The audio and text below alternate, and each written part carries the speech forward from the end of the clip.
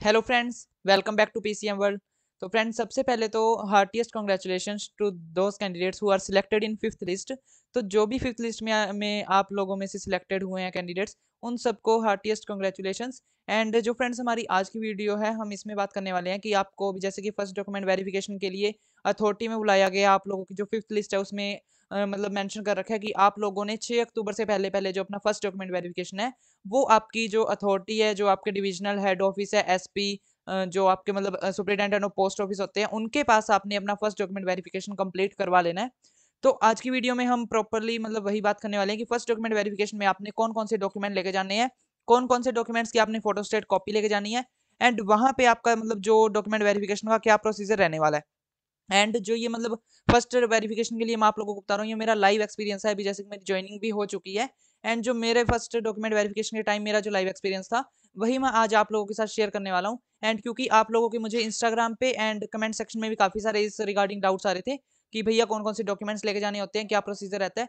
तो इसलिए ये डेडिकेटेड वीडियो मैं आप लोगों के लिए लेकर आया हूँ। तो बिना किसी देरी के फ्रेंड्स, हम आज की वीडियो को स्टार्ट करते हैं। एंड वीडियो को स्टार्ट करने से पहले अगर आप हमारे चैनल पे नए हैं तो मेरे चैनल को सब्सक्राइब कर लो, साथ ही साथ में बेल आइकन को प्रेस कर लेना। एंड अगर आपको आज की वीडियो अच्छी लगती है, वीडियो को लाइक करें, ज़्यादा ज़्यादा शेयर करें। एंड चलिए फ्रेंड्स, हम आज की वीडियो को स्टार्ट करते हैं। एंड अभी जैसे कि मैं आप ये सब मतलब आपने कौन कौन से लेके जाने हैं डॉक्यूमेंट्स, ये सब बताने के बाद और जो हमारे पास ऑफिशियल नोटिफिकेशन है इंडिया पोस्ट जीडीएस की वेबसाइट पे, मैं आप लोगों को वो भी बताने वाला हूँ। एंड साथ के साथ में मतलब आप वहाँ पे आपका क्या प्रोसीजर रहने वाला है, वो सब हम आज की वीडियो में देखने वाले हैं। एंड आगे चल के वीडियो में हम ये भी बात करने वाले हैं कि जैसे कि आपने एप्लीकेशन फॉर्म लेके जाना होता है, तो वो आप कैसे डाउनलोड कर सकते हो, आप वो कैसे निकाल सकते हो। तो सबसे पहले तो फ्रेंड्स हम लोग देख लेते हैं कि आप लोगों को कौन कौन से डॉक्यूमेंट्स लेके जाने हैं। तो documents needed for first document verification. तो अभी जैसे कि आप सब लोगों को अपना ईमेल एंड एसएमएस के थ्रू एक नोटिफिकेशन रिसीव हो गया होगा कि आपने अपना डॉक्यूमेंट वेरिफिकेशन करवाने जाना है आपकी हेड ऑफिस में, जो भी आपके डिस्ट्रिक्ट का डिविजनल हेड ऑफिस होता है। आपने वहां पे अपना डॉक्यूमेंट वेरिफिकेशन कंप्लीट करवाना है। एंड आपने वहां पे अपने एसपी या फिर एसएसपी के पास जाना है। तो एसपी कौन होते हैं? एसपी होते हैं सुपरिटेंडेंट ऑफ पोस्ट। वो आपके डिस्ट्रिक्ट के जो डिविजनल हेड ऑफिस होता है ना पोस्ट ऑफिस का, वो वहां पे बैठते हैं। एंड जो एसएसपी होते हैं वो होते हैं सीनियर सुपरिटेंडेंट ऑफ पोस्ट। वो मतलब दोनों का जो रैंक है वो सेम ही रहता है। एंड काफी सारे डिस्ट्रिक्ट में मतलब एसपी होते हैं, काफी डिस्ट्रिक्ट में एसएसपी होते हैं। तो इसके रिगार्डिंग मतलब ऐसी कोई यहाँ पे इशू वाली बात नहीं है। आप अपना जो भी आपके डिस्ट्रिक्ट का डिविजनल हेड ऑफिस होता है, आपको वहां पे जाके अपना जो ये फर्स्ट डॉक्यूमेंट वेरिफिकेशन है, अपने एसपी या फिर एसएसपीओ से कंप्लीट करवाना होता है। तो सबसे पहले तो फ्रेंड्स हमारे पास जो मेन एंड मतलब इंपॉर्टेंट डॉक्यूमेंट हमारा, वो होता है 10th class detailed marks certificate. तो जिसके ऊपर आपकी सिलेक्शन हुई है, जिसके मार्क्स के मतलब बेसिस के ऊपर आपकी सिलेक्शन हुई है, आप यहाँ तक शॉर्ट लिस्ट में आपका नाम आया है, वो डॉक्यूमेंट कौन सा है? वो आपकी 10th क्लास की डीएमसी, आपके 10th क्लास का सर्टिफिकेट। तो आपने वो अपना ओरिजिनल लेके जाना है आपके फर्स्ट डॉक्यूमेंट वेरिफिकेशन के टाइम। 6 अक्टूबर तक की इन्होंने डेट दी है। 6 अक्टूबर से पहले पहले आप अपना जो ये डॉक्यूमेंट वेरिफिकेशन है वो कंप्लीट करवा लो। एंड ऐसे मतलब काफी सारे स्टेट्स में ऐसे भी होता है कि ना, काफी मतलब आपको 10th क्लास की जो सर्टिफिकेट है वो अलग मिलता है, एंड जो उसकी मार्कशीट होती है वो अलग मिलती है। तो आप वैसे मतलब दोनों भी कैरी करके लेके जा सकते हो। अभी मतलब मैं ना शुरू में ही वीडियो को आपके ये कहना चाहूंगा कि कोई भी जैसे कि आपके रिलेटेड में अगर आपके पास कोई भी अपना डॉक्यूमेंट है, तो वो आप अपने साथ लेके जाओ, जरूर लेके जाओ। क्योंकि अगर मतलब अगर उधर आपके पास ज्यादा हो गए डॉक्यूमेंट, तो कोई इशू वाली बात नहीं है। मतलब अगर कोई आपके उधर काम नहीं आया तो वो घर पे वापस आ जाएगा, कोई यहाँ पे इशू वाली बात नहीं है। बट अगर आप नहीं लेके जाते, आप ऐसे सोचते हो कि नहीं ये यूज नहीं होगा, मैं ये रहने देता हूँ, घर पे पड़ा रहेगा, तो मतलब अगर फिर उधर आपके अथॉरिटी वालों ने मांग लिया कि आप ये सर्टिफिकेट दिखाओ, तो फिर आपका गेड़ा लगेगा, आपको दोबारा घर आना पड़ेगा। तो इसलिए मैं आपको यही रेकमेंड करता हूँ। वीडियो का स्टार्टिंग में मैं आपको ये कह रहा हूँ कि आपके पास खुद से रिलेटेड आपके जितने भी डॉक्यूमेंट सर्टिफिकेट्स वगैरह हो, सभी आप लेके जाओ कैरी करके। बाकी वैसे तो जो मैं अभी आपको आज की वीडियो में बताने वाला हूँ, इससे अलावा कोई भी आपसे सर्टिफिकेट नहीं मांगा जाएगा। बट फिर भी सर्कल वाइज डिपेंड करता है। काफी बार ऐसा हो जाता है कि आपसे एक दो डॉक्यूमेंट जो ऊपर नीचे मांग लिए जाते हैं काफी बार, कि मतलब बोल देंगे आपका कास्ट सर्टिफिकेट दूसरा दिखाओ, या फिर आपका जो मतलब एप्लीकेशन फॉर्म है वो दूसरा लेकर आओ। तो इसलिए मतलब ऐसे होता है भी थोड़ा बहुत ना, जितने भी आपके पास डॉक्यूमेंट्स खुद से रिलेटेड होते हैं वो आप जरूर कैरी करके लेके जाओ। अगर ज्यादा हो गए तो नो इशू, बट अगर कम हो गए तो फिर आपका दोबारा घर पे गेड़ा लगेगा। तो इसलिए जितने भी डॉक्यूमेंट्स है वो आप कैरी करके लेके जाओ। एंड अभी हम बात करते हैं, जैसे कि हम बात कर रहे थे कि काफी सर्कल्स में आप लोगों को 10th क्लास का जो सर्टिफिकेट है वो अलग मिलता है, एंड जो मार्कशीट है वो अलग मिलती है। तो आप लोगों को सर्टिफिकेट तो मतलब मैंडेटरी नहीं है, सर्टिफिकेट आप लेके जाओ ना लेके जाओ वो आपकी मर्जी है। बट आप लोगों को मार्कशीट जरूर से जरूर लेके जानी है, क्योंकि वहां पे जाके आपका जो एप्लीकेशन फॉर्म होता है ना, उसके साथ में जो आपका मतलब मार्क्स होते हैं टेंथ टेंथ में, कि आपने इंग्लिश में कितने मार्क्स रिसीव किए हैं, मैथ्स में कितने किए हैं, या फिर जो भी मतलब आपके डिफरेंट डिफरेंट सब्जेक्ट्स हैं उनमें आपने कितने कितने मार्क्स रिसीव किए हैं, एंड आपने अपने एप्लीकेशन फॉर्म में कितने कितने मार्क्स फिलअप कर रखे हैं, ये दोनों यहाँ पे चेकआउट होते हैं। एंड अगर आपके दोनों जो मार्क्स हैं वो मतलब सही हो जाते हैं, अगर दोनों मैच कर जाते हैं तो आपको एक्सेप्ट कर लिया जाता है, यहाँ पे कोई भी इशू वाली बात नहीं होती। बट अगर आपने मार्क्स कम ज़्यादा फिल कर रखे हैं तो यहाँ पे आपके रिजेक्शन के चांसेस भी होते हैं। बाकी इतना कोई इशू नहीं होता कि अगर आपने मैथ्स वाले जो मतलब मैथ्स वाले जो आपके सब्जेक्ट नंबर्स हैं वो आपने इंग्लिश में डाल दिया एंड इंग्लिश वाले मैथ्स में डाल दिए, तो इतना इशू वाली यहाँ पे कोई बात नहीं होती कि आपको रिजेक्ट कर देंगे, यहाँ पे ये इशू की बात नहीं होती, क्योंकि जो आपकी परसेंटेज है वो सेम ही बनेगी। बट अगर आपने नंबर जो आपके कम ज़्यादा फिल कर दिए, अगर आपके परसेंटेज में कोई भी गड़बड़ आ रही है तो फिर यहाँ पे आपके रिजेक्शन के चांसेस हो जाते हैं। तो इसलिए सबसे पहले तो हमारे पास आ गया 10th क्लास का जो मार्कशीट होती है वो आपने जरूर से कैरी करके लेके जानी है, उसकी ओरिजिनल कॉपी भी लेके जानी है, एंड साथ के साथ में उसकी एक फोटो स्टेट कॉपी भी लेके जानी है। और फोटो स्टेट कॉपी जो है वो सेल्फ अटेस्टेड होनी चाहिए। सेल्फ अटेस्टेड का मतलब होता है कि फोटो कॉपी के ऊपर आपने अपने साइन किए होने चाहिए, तो वो सेल्फ अटेस्टेड हो जाती है। तो एक तो होगी 10th क्लास का ओरिजिनल मार्कशीट एंड एक उसकी फोटो स्टेट कॉपी। उसके बाद में हमारे पास सेकंड नंबर पे आता है आधार कार्ड या फिर आइडेंटिटी कार्ड। तो आपने ना आपने मतलब अपनी जो एड्रेस डिटेल है, आपने अपना जो नेम है, फादर्स नेम है, अपनी डेट ऑफ बर्थ है, वो आपने अपने किस आइडेंटिटी कार्ड से देखकर अपने एप्लीकेशन फॉर्म में फिल किया था वो आपने लेके जाना है। मतलब आधार कार्ड ऐसे है, आइडेंटिटी कार्ड हर एक जगह ही चलता है।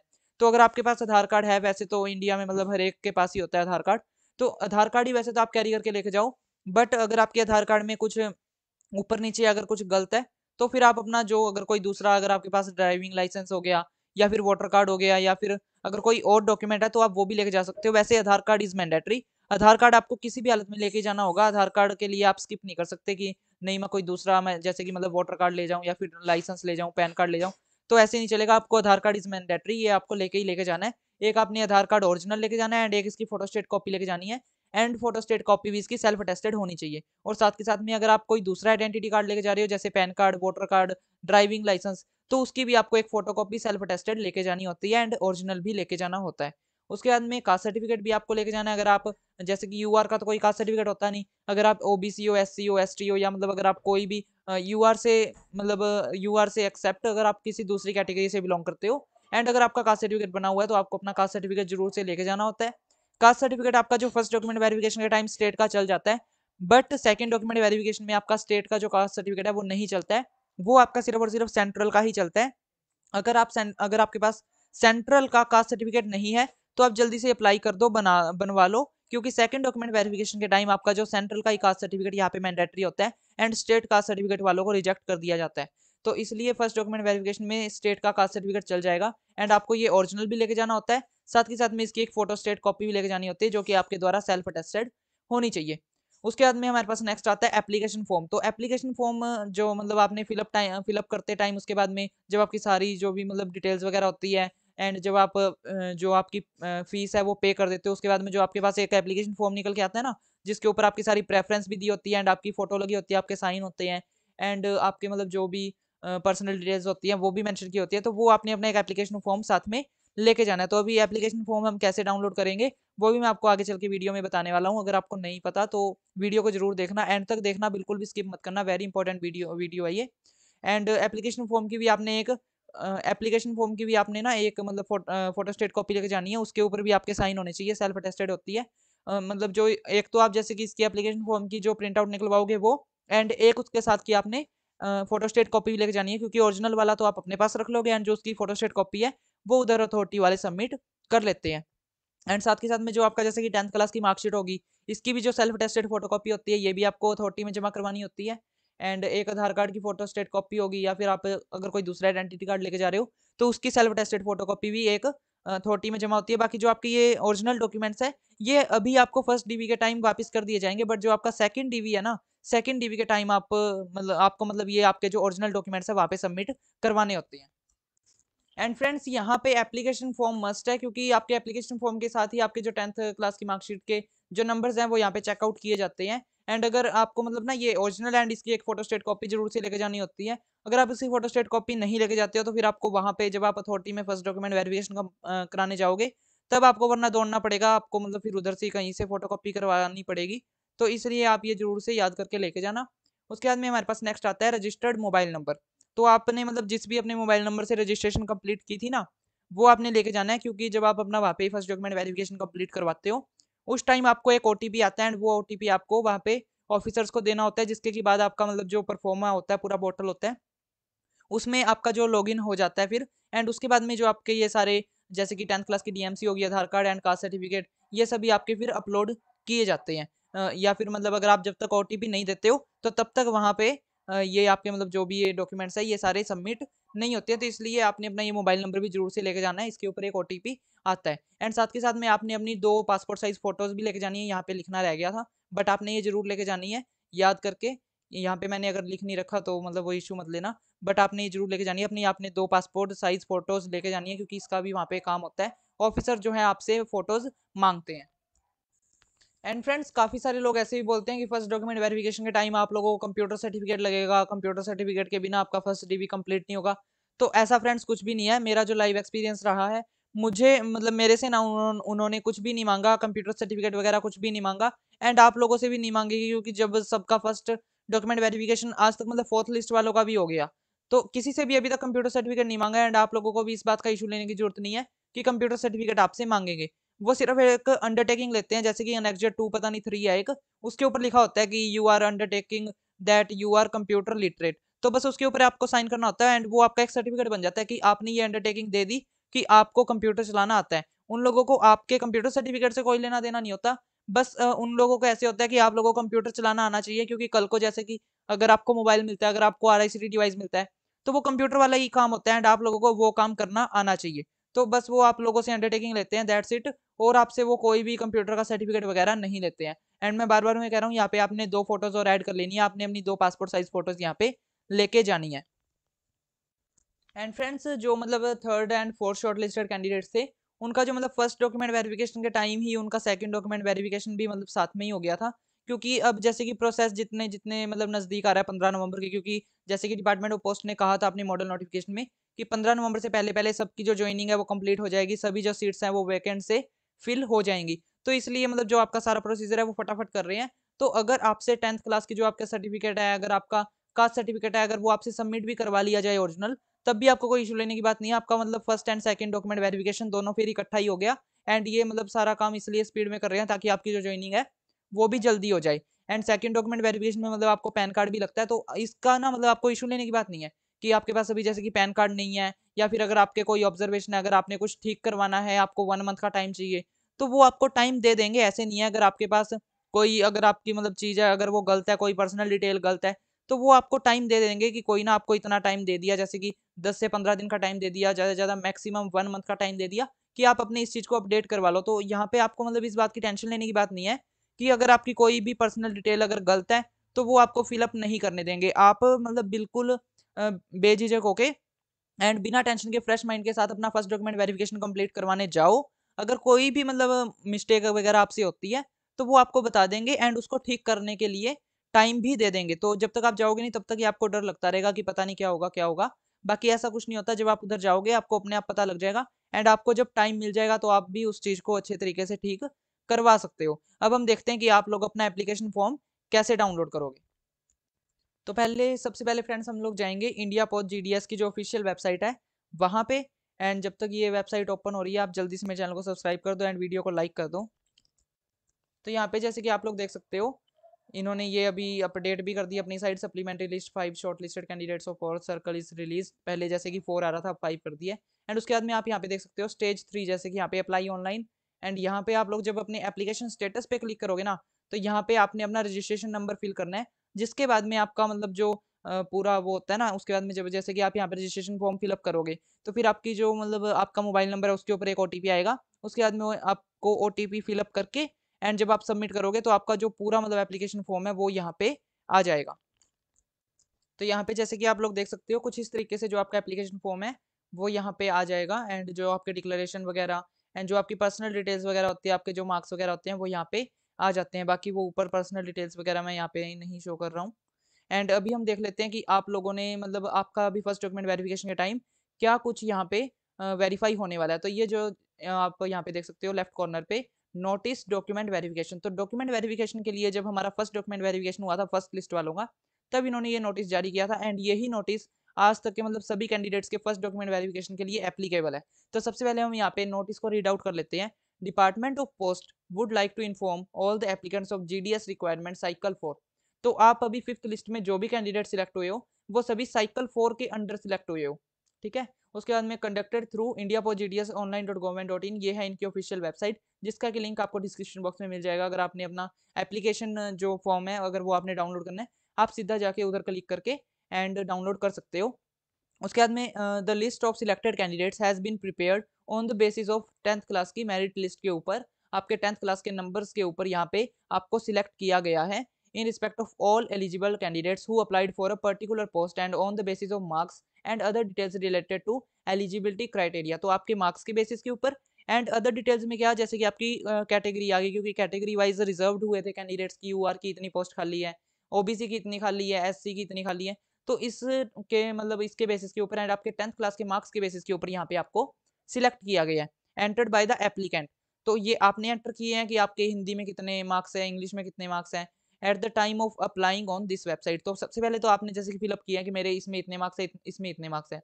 The list of selected candidates has been generated by the system without any manual intervention.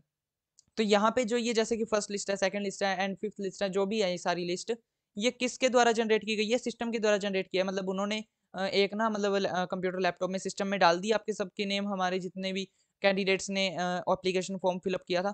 उसके बाद में जैसे कि सॉर्टिंग नहीं होता कि जिनके जिनके नंबर ऊपर है, ज़्यादा है, वो उनको ऊपर कर दो। तो इस हिसाब से जो ये आपकी लिस्ट है ये जनरेट की गई है एंड इसमें कोई भी मैनुअल तरीका यूज़ नहीं किया गया है। अगर ये मैनुअल तरीके से यूज़ होती तो यहाँ पे लिस्ट को आने में बहुत टाइम लग जाता है, बट अभी सिस्टम के थ्रू यहाँ पे जनरेट हुई है तभी ये इतनी जल्दी आ गई है। उसके बाद में सेकंड के लिए हम यहाँ पे सेकंड पॉइंट को रीड करते हैं। The percentage of marks in 10th class of the selected candidates will be verified at the document verification stage by the postal authority. तो आपका डॉक्यूमेंट वेरिफिकेशन में क्या चेक होगा, आपके 10th क्लास के जो मार्क्स हैं, परसेंटेज यहाँ पे मतलब परसेंटेज ऑफ मार्क्स, तो यहाँ पे आपके मार्क्स नहीं चेक होंगे, आपके मार्क्स का जितना टोटल है मतलब मार्क्स भी चेक होंगे। हर एक वेबसाइट जो आपके हर एक सब्जेक्ट के जो मार्क्स है वो भी चेकआउट होंगे कि आपने कहीं कम या ज़्यादा तो नहीं फिलअप कर दिए। बट जो यहाँ पे आपका मेन टॉपिक रहने वाला है, जो आपका एक्सेप्शन एंड रिजेक्शन का मतलब जो चांसेस यहाँ पे रहने वाले हैं, वो है आपके परसेंटेज के बेसिस के ऊपर। अगर आपके परसेंटेज ऊपर नीचे होते हैं तो यहाँ पे आपके रिजेक्शन के चांसेस बनते हैं। बट अगर आपने नंबर थोड़े बहुत ऊपर नीचे फिल कर दिए हैं बट आपकी जो परसेंटेज है वो सेम रह रही है, तो यहाँ पे आपको इशू लेने की बात नहीं है, यहाँ पे आपको फिर उसके बेसिस के ऊपर रिजेक्ट नहीं किया जा सकता। In case of any discrepancy found in respect of fulfilling of eligibility criteria as well as percentage of marks in class 10th, the candidature of the selected applicant will be cancelled in accordance with the criteria elaborated in paras dis of DOP notification, DOP Department of Post notification available on the website this। तो यहाँ पे अगर आपके 10th class में marks में थोड़ा ऊपर नीचे या फिर कोई डिक्रीपेंसी पाई जाती है, या फिर अगर आपके 10th क्लास के परसेंटेज ऑफ मार्क्स में कोई डिक्रीपेंसी पाई जाती है, तो यहाँ पे आपको रिजेक्ट कर दिया जाएगा। बाकी आप फर्दर इन्फॉर्मेशन के लिए जो इनका मॉडल नोटिफिकेशन था रिक्वायरमेंट का, उसका पैराग्राफ 21(3) एंड 21(4) भी फिलअप कर सकते हो। इसमें भी उन्होंने और कुछ नहीं दे रखा, बस यही कह रखा है कि अगर आप आगे चलकर डॉक्यूमेंट वेरिफिकेशन के स्टेज में अगर आपके द्वारा इन्फॉर्मेशन गलत पाई जाती है या फिर किसी भी प्रकार की मतलब डिक्रीपेंसी पाई जाती है, तो आपको रिजेक्ट कर दिया जाएगा। उसके बाद में the para 21(3) and 21(4) of the notification referred above stipulates that in such cases, तो provisionally selected candidates while attending to the document verification, तो इन्होंने अपने मॉडर्न नोटिफिकेशन में पैराग्राफ 21(3) में क्या लिखा था वो यहाँ पे इन्होंने लिख रखा है, एंड पैराग्राफ 21 के 4th में क्या लिख रखा था वो यहाँ पे इन्होंने बता रखा है। अभी मैं आपको रीड करके बताता हूँ। The candidate has to come along with all original documents and one set of photocopies और सबमिशन। तो जैसे कि मैंने आप लोगों को अभी बताया कि आपने अपने सारे जो डॉक्यूमेंट्स हैं वो ओरिजिनल भी लेके जाने हैं एंड उनकी वन फोटोस्टेट कॉपीज भी लेके जानी है। आपकी जो फोटोस्टेट कॉपीज हैं वो वहाँ पे अथॉरिटी में सबमिट की जाएंगी एंड उनके ऊपर आपके साइन भी होने चाहिए, मतलब वो आपकी फोटोस्टेट कॉपीज सेल्फ अटेस्टेड होनी चाहिए। Adequate time will be given to selected candidate to report with original documents for verification। तो आपको एक सफिशियंट टाइम दिया जाएगा, सफिशियंट टाइम पीरियड दिया जाएगा ताकि आप अपने जो डॉक्यूमेंट्स हैं वो आपके मतलब जो भी आपकी अथॉरिटी है वहां से वेरीफाई करवा लो। एंड जैसे कि अभी आप देख ही रहे हो, आप लोगों को 15 दिन का टाइम दिया गया है ताकि आप जाओ एंड अपना जो डॉक्यूमेंट वेरिफिकेशन है वो कंप्लीट करवा लो। If the verification is successful, provisional engagement order will be given, else the next candidate in the merit will get the system generated email। तो अगर आपका फर्स्ट डॉक्यूमेंट वेरिफिकेशन अगर ये सक्सेसफुल रहता है, जैसे कि अगर आपके 10th क्लास की डीएमसी के मार्क्स एंड आपके एप्लीकेशन फॉर्म में भरे हुए मार्क्स अगर सेम है, अगर आपके कास्ट सर्टिफिकेट में कोई भी प्रॉब्लम नहीं है तो ठीक है, अगर आपके आधार कार्ड में कोई भी प्रॉब्लम नहीं है, तो मतलब अगर आपका ये सारा जो फर्स्ट डॉक्यूमेंट वेरिफिकेशन का स्टेज है अगर ये सक्सेसफुल रहता है, तो आपको सेकंड डॉक्यूमेंट वेरिफिकेशन के लिए एसएमएस या फिर ईमेल आ जाएगा कि आप प्रोविजनली सिलेक्ट हो गए हो। बट अगर आपका जो फर्स्ट डॉक्यूमेंट वेरिफिकेशन है कैंसिल हो जाता है, मतलब अगर फेल हो जाता है, अगर आपका कोई भी मतलब इन्फॉर्मेशन है, चाहे पर्सनल डिटेल हो, चाहे आपके 10th क्लास के मार्क्स हो, अगर वो मतलब आपके मतलब ये एप्लीकेशन फॉर्म से सेम नहीं होते हैं या फिर अगर मैच नहीं करते हैं, तो फिर यहाँ पे आपको रिजेक्ट कर दिया जाएगा एंड आपके मतलब प्लेस पे किसी और नए कैंडिडेट को यहाँ पे सिलेक्ट कर लिया जाएगा।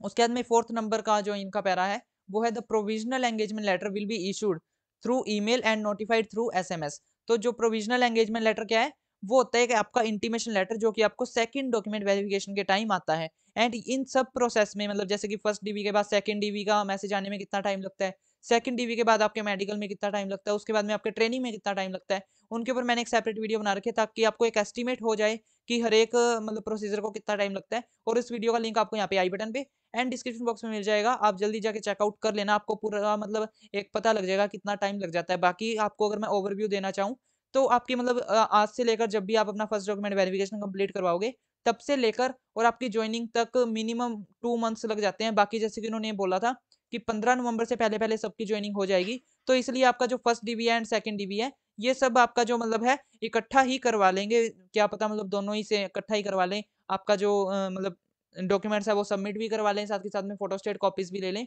तो ये क्या पता मतलब से सभी इकट्ठा ही करवा लें, क्योंकि इन्होंने जो ये सारा काम है फटाफट अभी ये करने में लगे हुए हैं। तो इसलिए 15 नवंबर से पहले आपकी हर एक मतलब फेस के ऊपर आपकी ज्वाइनिंग जो है वो हो जाएगी। एंड उसके बाद में अभी हम चलते हैं फाइनल रिमाइंडर। तो अगर आप मतलब एक जैसे कि इन्होंने आपके ना इंटीमेशन लेटर के ऊपर एक डेट दी होती है कि आपने इस डेट से पहले पहले अपना सेकंड डॉक्यूमेंट वेरिफिकेशन कंप्लीट करवा लेना है। In case there is no response, अगर आप उसमें कोई भी रिस्पांस नहीं देते हो, अगर आप अपना second document verification given time के अंदर कंप्लीट नहीं करवाते हो, तो फिर आपको प्रोविजनल एंगेजमेंट लेटर दिया जाता है फाइनल रिमाइंडर थ्रू ईमेल या फिर एसएमएस। तो आपको ना फिर एक मतलब ऐसे वो हफ्ता या फिर 10 दिन का टाइम और एक्सटेंड करके दे देंगे कि अभी आपको इतना टाइम हमने और दे दिया एंड आप अपना सेकंड डॉक्यूमेंट वेरिफिकेशन कंप्लीट करवाने आओ। एंड उसके बाद में आपको एक provisional engagement letter by post भी आता है, मतलब अगर आप अपना ईमेल या फिर एसएमएस अगर आपने चेक नहीं किया, अगर आपको रिसीव नहीं हुआ, ताकि आपको बाय पोस्ट वो लेटर रिसीव हो कि आप अपना डॉक्यूमेंट वेरिफिकेशन सेकंड डीवी करवाने जल्दी जल्दी जाओ। बट अगर आपको फिर भी आप अगर कोई रिस्पॉन्स नहीं देते हो, फिर भी अगर आप अपना सेकंड डॉक्यूमेंट वेरिफिकेशन कंप्लीट करवाने नहीं जाते हो विद इन द टाइम, तो यहाँ पे आपको रिजेक्ट कर दिया जाएगा। और जो भी मतलब फिर आपकी पोस्ट है, जो भी आपका क्लेम मतलब जो भी आपकी पोस्ट के रिगार्डिंग आपका जो क्लेम है वो बिल्कुल रिजेक्ट कर दिया जाएगा and your candidature will be cancel. Your candidature आपका जो कैंडिडेचर है वो कैंसल कर दिया जाएगा। उसमें अगर हम एंड अगर हम बात करें तो जैसे कि फर्स्ट शॉर्टलिस्ट जब डिक्लेयर हुई थी तो काफी सारे कैंडिडेट्स ऐसे थे जिनके कि 103% भी आए हुए थे, 104% भी आए हुए थे, मतलब 100% से भी ऊपर आए हुए थे। तो उन केस में इन्होंने ये नोटिस जारी किया था कि इन रिस्पेक्ट ऑफ जैसे कि Kerala circle and some other circle, जैसे कि केरला सर्कल भी था एंड और भी सर्कल्स में थे काफी में, जहाँ पे कैंडिडेट्स के जो नंबर्स हैं वो 100 मतलब 100% से ऊपर बढ़ रहे थे। तो इसलिए इन्होंने यहाँ पे लिखा है कि some anomalies have been reported concerning unlimited number of posts. The result in respect of these posts of Kerala Circle is being reviewed. तो जो रिजल्ट है केरला सर्कल का या जिन्हों में भी 100% से ऊपर मार्क्स जो है कैंडिडेट्स ने फिलअप कर रखे थे, उनको रिव्यू किया गया एंड उनका जो भी मतलब कैंडिडेट है वो रिजेक्ट कर दिया गया, क्योंकि 100% से ऊपर तो किसी का नंबर आ ही नहीं सकते थे, इसलिए उनके द्वारा जो इन्फॉर्मेशन थी वो फेक थी एंड उन सबको रिजेक्ट करके अब दोबारा उन्होंने नवी जो फर्स्ट लिस्ट है वो रिलीज फिर की थी। उसके बाद में हमारे पास नेक्स्ट पॉइंट पे आता है in respect of rest of the candidate selected candidates appearing select list of various circle, it is requested that they may go ahead with document verification as per the aforementioned notification। तो ये मतलब जैसे कि जो first short listed वाले candidates थे उनके लिए था, बाकी आप लोगों के लिए भी है। अगर आपने अभी तक अपना फर्स्ट डॉक्यूमेंट वेरिफिकेशन कंप्लीट नहीं करवाया है तो जल्दी जल्दी अपना फर्स्ट डॉक्यूमेंट वेरिफिकेशन कंप्लीट करवा लो। एंड उसके लिए क्या कुछ मतलब हम लोगों को चाहिए, क्या कुछ आप लोगों के डॉक्यूमेंट्स लगते हैं, वो मैंने आप सब लोगों को ये बता ही दिया। 10th की marksheet, Aadhaar card, caste certificate, application form, registration mobile number and आप जो भी अपने डॉक्यूमेंट जैसे कि लेके जाते हो 10th की DMC, Aadhaar card, caste certificate and application form, ये चारों तो कंपलसरी है, ये तो आपने लेके जाने हैं एंड इनकी आपने एक अटेस्टेड फोटोकॉपीज भी लेके जानी है। साथ ही साथ में अगर आपके पास कोई और भी आपके रिलेटेड अगर कोई डॉक्यूमेंट हो तो आप वो भी लेके जाना, क्योंकि अगर वहाँ पे उन्होंने मांग लिया तो आप मतलब दिखा सकते हो। बट अगर आप नहीं लेके जाते हो एंड अगर आपकी अथॉरिटी वाले ने मांग लिया तो फिर आपका दोबारा गेड़ा लग जाएगा। तो इसलिए जितने भी डॉक्यूमेंट्स है लेके जाओ, एक सेफ साइड रखो एंड साथ के साथ में फोटोज को बिल्कुल भी मत भूलना। आपने 2 अपनी पासपोर्ट साइज फोटोज भी लेके जानी है। एंड बाकी अगर आपको कोई भी डाउट हो फर्स्ट डॉक्यूमेंट वेरिफिकेशन से रिलेटेड या फिर आपके किसी भी प्रोसीजर से रिलेटेड, क्योंकि अभी तो जस्ट स्टार्टिंग है, फर्स्ट डॉक्यूमेंट वेरिफिकेशन के बाद आप फिर वेट करोगे आपके इंटीमेशन लेटर के लिए, आपका सेकंड डीवी आएगा, उसके बाद में सेकंड डीवी करवाओगे, फिर आगे आपका मेडिकल ट्रेनिंग ज्वाइनिंग, मतलब अभी तो बहुत प्रोसीजर बाकी है। अभी जस्ट स्टार्टिंग है। अगर आपको किसी भी प्रोसीजर में या फिर फर्स्ट डॉक्यूमेंट वेरिफिकेशन से रिलेटेड कोई भी अगर आपको क्वेश्चन हो तो आप मुझे कमेंट सेक्शन में पूछ सकते हो। साथ के साथ में इंस्टाग्राम पे अगर आपने मुझे अभी तक फॉलो नहीं किया तो इंस्टाग्राम पे फॉलो कर लेना। मेरी जो इंस्टाग्राम आईडी है उसका आपको लिंक डिस्क्रिप्शन बॉक्स में मिल जाएगा, वहां से चेकआउट कर सकते हो। एंड अगर फ्रेंड्स आपने अभी तक मेरे चैनल को सब्सक्राइब नहीं किया तो मेरे चैनल को सब्सक्राइब कर लो, साथ साथ में बेल आइकन को प्रेस कर लेना। अगर आपको आज की वीडियो अच्छी लगी तो वीडियो को लाइक करें, ज़्यादा से ज़्यादा शेयर करें एंड फिर मिलते हैं फ्रेंड्स नेक्स्ट वीडियो में। Thanks for watching.